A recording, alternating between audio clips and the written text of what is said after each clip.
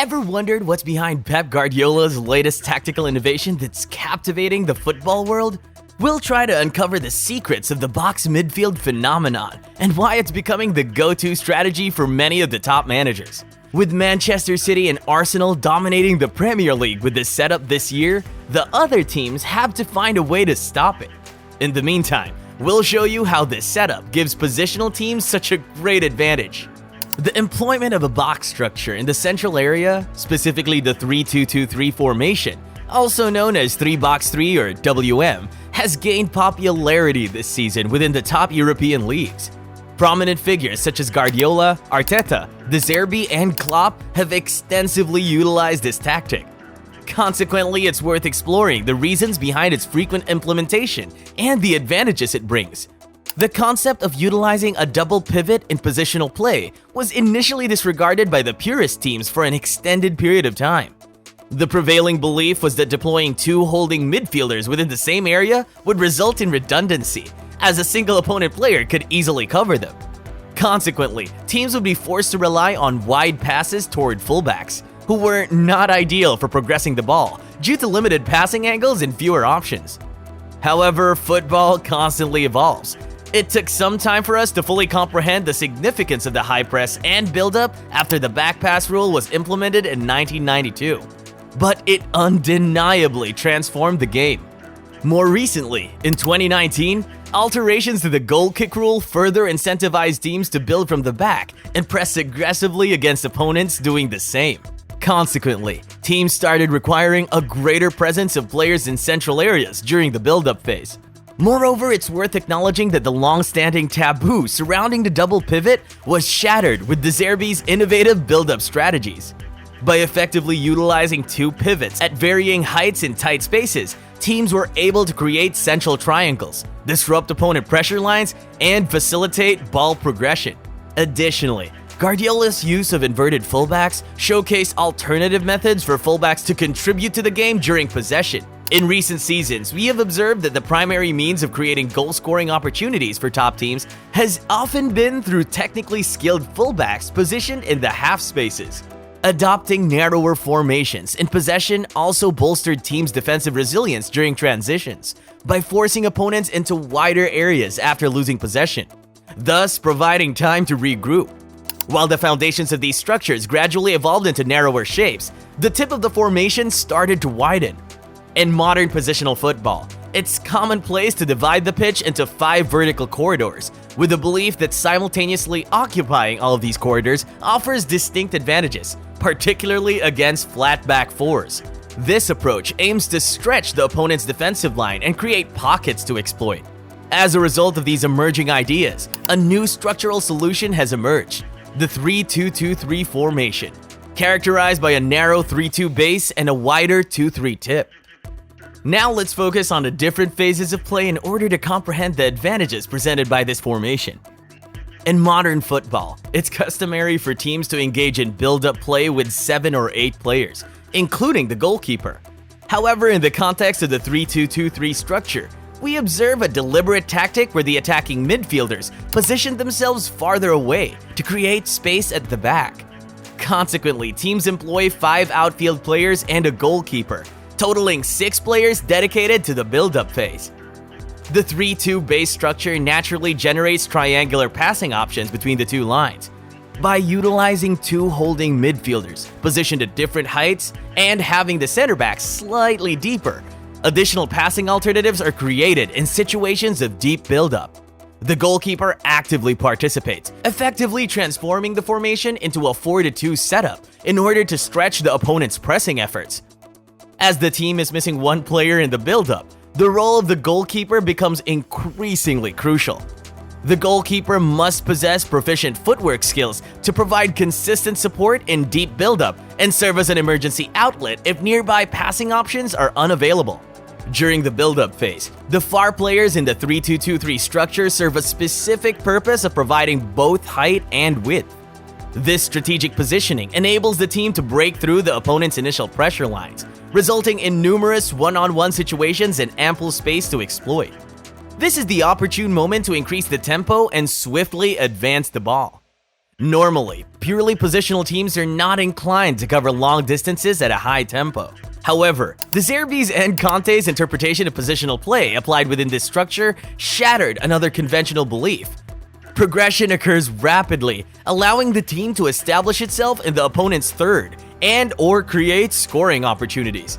Once the ball reaches the final third, there is a clear advantage over flat back fours. The team in possession has 5 players, while the opponent only has 4 at the defensive line.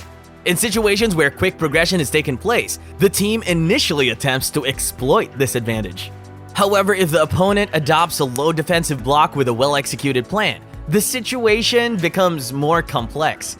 The most effective approach employed by opponents against the 3-2-2-3 structure in a low block is to assign 2 midfielders to mark the attacking midfielders of the ball-holding team, and utilize 2 center backs to defend against the opponent's striker. This defensive setup can ultimately transform into a line of 6 players.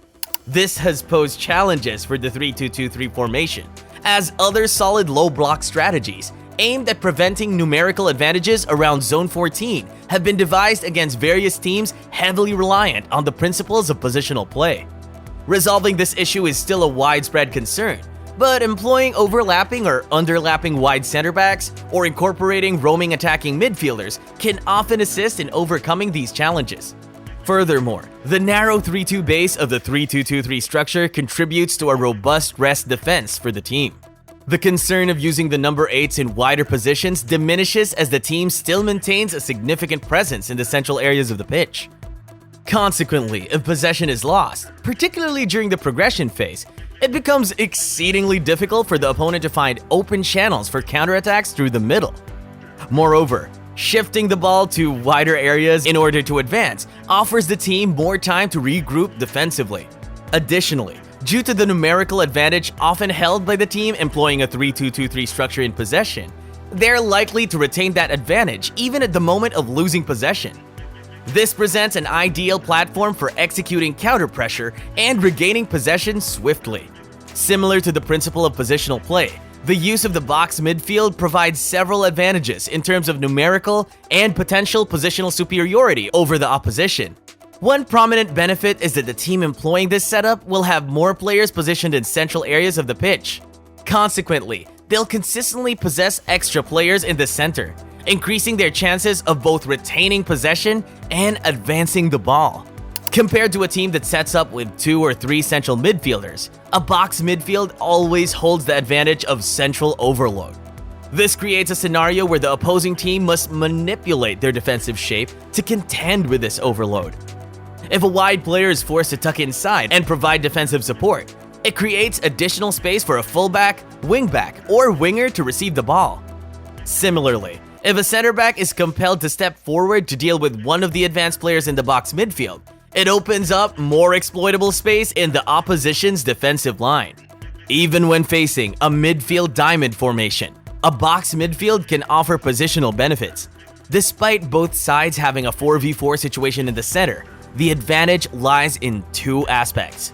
First, if the 2 advanced midfielders positioned at the top of the box are strategically placed, there is an opportunity to play diagonal passes to them through the midfield.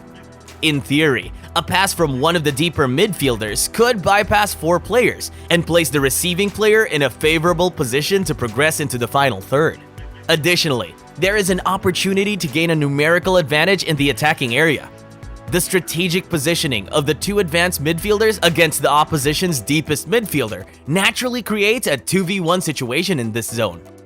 This further presents a dilemma for the opposing team, compelling them to make decisions regarding their defensive shape. How will they cover this overloaded zone? Will one of the players in the midfield diamond drop back to provide cover? Will one of the center backs step forward to make it a 2v2 situation? If a midfielder opts to drop back to cover, it opens up space in front for the deeper midfielder to potentially carry the ball forward. Depending on the reactions of the other players in the diamond, there's also a possibility for a wingback to shift centrally and exploit the available space. Conversely, if a center back is required to step up and provide cover, as mentioned earlier, it creates a gap in the defensive line that can be exploited. One of the potential drawbacks of utilizing a box midfield is that, with a significant number of players occupying central areas, there can be a scarcity of players positioned in wider areas. This lack of width can result in a situation where, if the opposition defends compactly, the team's attacking effectiveness is greatly diminished. Without players positioned out wide, there is no option to stretch the opposition's defensive shape and create openings for penetration. However, proper staggering within the central positions can help increase the available space for play, along with the adaptable positioning of the midfielders. In a team employing a box midfield, the presence of dynamic wide players becomes crucial. Whether it be a fullback, a wingback, or a winger, these players need to possess the ability to cover the entire length of the pitch during possession. Their role is to provide width and serve as a passing option for playing into open spaces and avoiding pressure. Additionally, they must possess a tactical understanding to know when to regain their defensive position during negative transitions, or when to engage in pressing or counter-pressing actions. Football is evolving at an accelerated pace compared to the past. Knowledge is more accessible and ideas spread more quickly. It has become increasingly challenging to predict what the strongest structure or game model will be in the coming year. However, the 3-2-2-3 structure has undeniably proven to be effective for teams that adhere to the principles of positional play. It'll be fascinating to observe the chain reaction and the emergence of new ideas in the out-of-possession phase. What are your perspectives on this tactical innovation? Were you already familiar with it? Feel free to share your thoughts in the comments section below. With both Arsenal and City using this formation this season, it's easy to say that both Arteta and Guardiola got inspired by Roberto de Zerbi.